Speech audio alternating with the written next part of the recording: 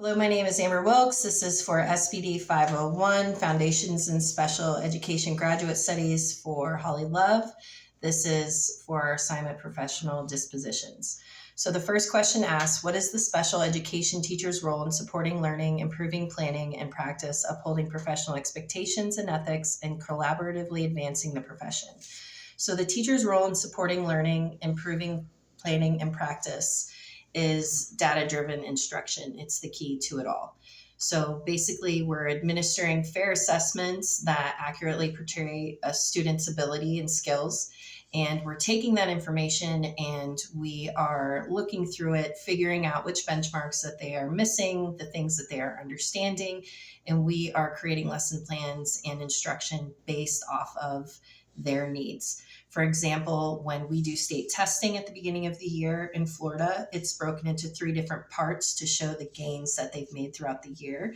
So at the beginning of the year, when we do state testing, I take that data from each student, I figure out which benchmarks they're missing, the ones that they have all collectively mastered, and I focus mostly on the ones that they're missing. And I make an Excel spreadsheet and I write out everything that they're missing, and I create all of my lessons plans based off of that, and I do a lot of remediation. That helped me a lot last year. Most of my students in my class tested pretty well on their final assessment of the year, and they had scored 1s at the beginning of the year, and by the end of the year, most of them were high 2s and in the 3s.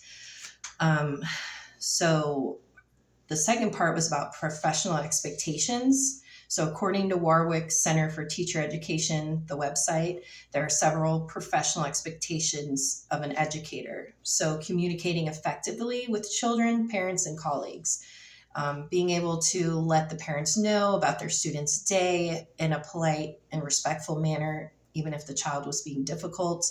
Being able to work with your colleagues, being able to speak with them respectfully if you don't agree with something, and being able to deal with your children even when they're in crisis and they're having a hard time, being able to remain calm and polite and effective in getting them through the crisis. Another part of it is possessing sound judgment and insight, so making the right calls every single time, making sure that your students, if they're asking for help or guidance, being able to give them that help and guidance, and understanding the student's individual needs. What works for one doesn't always work for another. Remaining alert at all times. I like to call this keeping eyes in the back of my head. Teaching 4th and 5th grade separate class students, there's a lot of personalities. I have a lot of kids with EBD, that's emotional behavior disorders, and I have some students with DMD, which is disruptive mood disorder, which is kind of like bipolar for children. So they can be a little sneaky and they can go off the hinges if something doesn't go as planned for them. So being really careful to monitor them and make sure that their needs are being met and that I'm dealing with them in a respectful and kind manner, even if I'm feeling overwhelmed and frustrated. Responding to people's needs rapidly and effectively. So if I see that kid going into crisis, recognizing the signs that he's about to have a meltdown and being able to intervene and help him situate that and be able to get him moving and back into the lesson without going the full meltdown. I also like to keep a running notebook to help me organize throughout the day. If I've been asked to do something for a student or I'm getting ready for IEPs and collecting data, it helps me know what I have next to do on my list. Being able to manage the classes. The curriculum, it can be very difficult for 4th and 5th grade, and all of the different district updates. For example, we just had a hurricane day the other day, so we missed a day of instruction. So they updated the entire curriculum map and I had to adjust all my lesson plans accordingly. So that can be pretty difficult managing 2 separate classes. And the last part is being adaptable. So sometimes you just have to ditch the lesson plan. If something's not working right, it's going over the kids' heads and they're not understanding what we're doing. Sometimes I just have to recognize, hey, in the moment, this isn't working. Let's do something else. And the last part is collaboration. I sign up for every single learning opportunity within the district. I read all the literature I can get my hands on about behavior management, especially in the classroom. And then working with my coworkers on the curriculum and creating data-driven instruction. So we'll sit down together, we'll figure out what worked for them, what didn't work for them, and we bounce ideas off of each other. Sometimes they'll say, hey, that didn't work for me so well, but maybe it'll work with your group, or vice versa. I take corrective criticism very well. So sometimes they'll be like, hey, maybe this idea isn't great. Let's try this instead. And we work together. Collaboration also includes engaging your students in the classroom in collaboration. So part of that is teaching them how to communicate and work together. Kids don't have those skills in the beginning, so they need to be sat down and taught how to talk things out with each other, how to agree to disagree, and how to remain respectful when they're working together in groups. The second question is, what dispositions that you currently possess will help you become a successful teacher? What dispositions do you need to work on before you enter the classroom as a first-year teacher? So I believe that I am successful as a teacher because I am very go with the flow, and I don't take anything personally from the children. When they're having a rough day or they're in crisis and they say something nasty, I don't take it personal because I know that's not a reflection of me. I know it's a reflection of how they're feeling in the moment that they're in. So I think that that's something that helps me do really well in the classroom that I'm in, because I have learned that at the end of the day, it's how they're feeling and it's not about me.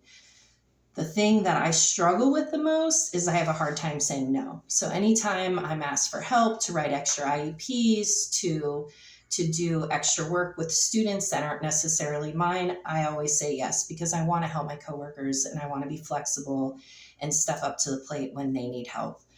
I also struggle with creating firm boundaries with parents. I have my kids for 2 years in a row, 4th and 5th grade. So I create really great relationships with their parents. And I always use the motto that we're a team, the parents and I. So I always make sure that the parents have access to me. And unfortunately, some parents sometimes abuse that. They have a really hard time with messaging me on the weekends and telling me all about what they did on a Sunday. And although it's interesting and I do care about the students and I want to know if things are going on, it's not always necessary. So this year I've taken a firm role in creating boundaries, letting them know, hey, if you contact me, it may be 24 hours. I'll be reaching out to you on my office time.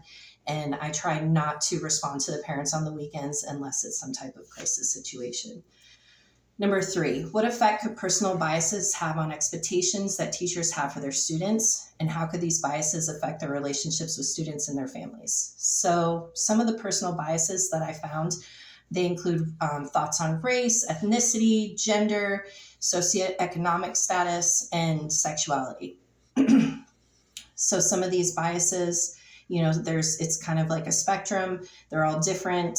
There's different norms for different people, depending on where you come from and where you've grown up and how you were raised. And it affects everybody differently. But as a teacher, we shouldn't have any biases when our kids come in the classroom. We shouldn't be looking at their race or if they're poor or if they're rich. We shouldn't be showing any type of favoritism. It should be an equal playing field for everyone. And I firmly believe that it lowers academic achievement for students because they don't feel safe in your classroom. And if kids don't feel safe in your classroom, they're not going to want to learn for you. If they see that Tommy's always being rewarded and they're not, they're going to see that favoritism and they're going to resent you for it. Kids pick up on everything. So it's really important that we create that level playing field for students and we make them all feel safe and loved. The best way is to be aware of your own personal bias and to work on creating a totally inclusive classroom where everybody is the same and treated the same and there's the same expectations for everyone. It's really important for the kids that they feel that everyone is being, treated equally.